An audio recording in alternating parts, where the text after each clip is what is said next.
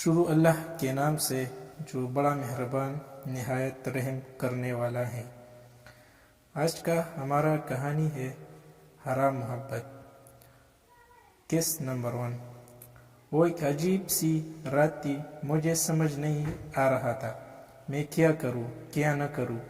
شادی کی پہلی رات تھی اور دلہن بنی بیٹی میری بیوی نے کہا کہ خبردار مجھے ہاتھ مت لگانا، میں کسی اور سے محبت کرتی ہوں، یہ زبردستی کی شادی ہوئی ہے اور یاد رکھو تم کچھ بھی کر لو میری محبت نہ حاصل کر پاؤ گے، نہ میں تمہیں چاہوں گی۔ اس کی آنکھوں میں آنسو تھے۔ میں حیران و پریشان پاگلوں کی طرح اسے دیکھنے لگا اور سوچنے لگا کہ کیا ہو گیا ہے۔ جب کچھ سمجھ نہیں آیا تو اٹھا اور وضو کیا اور نماز کے لیے چلا گیا اور اپنے اللہ سے ذکر کیا کہ یا رب یہ کیسا انتہا ہے۔ مجھے ڈر تھا، بہت زیادہ ڈر، معاشرے کا ڈر، خاندان والوں کا ڈر۔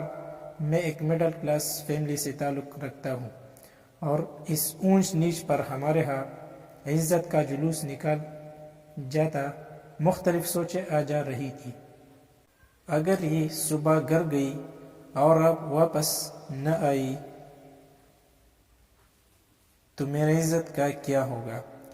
کیا پتہ یہ اپنے گھر میں یہی نہ کہہ دے کہ یہ نامرد ہے، اس سے شادی ختم کرو۔ اور ایک بار تو سوچا کہ زبردستی کرتا ہوں، گناہ نہیں میرے نکاح میں، مگر میرا دل نہیں مانا۔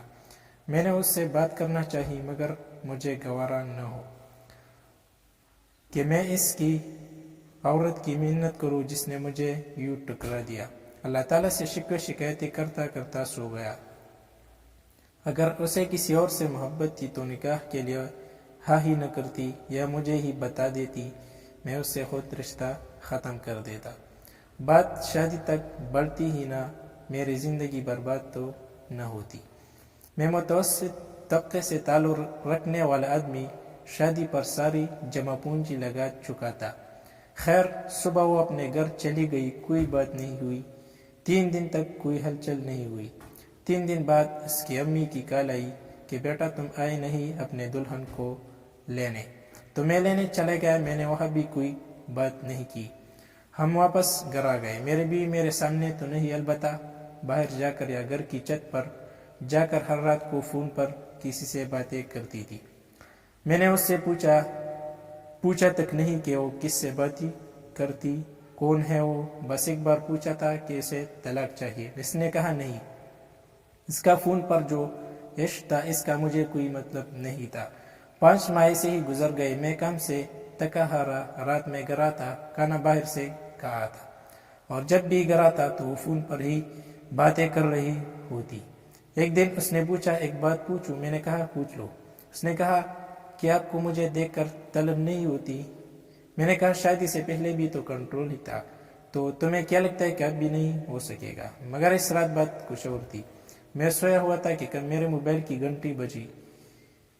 فون میرے دوست کا تھا۔ اس نے مجھ سے کہا کہ تمہاری بیوی کسی اور مرد کے ساتھ فلاں ہوٹل پر بیٹھی ہے۔ مجھے پہلے تو یقین نہ آیا، لیکن جب اپنی بیوی کو گھر نہ پایا تو بے حد غصہ آیا، اتنا کہ مجھے اپنا دماغ پھٹتا ہوا محسوس ہوا۔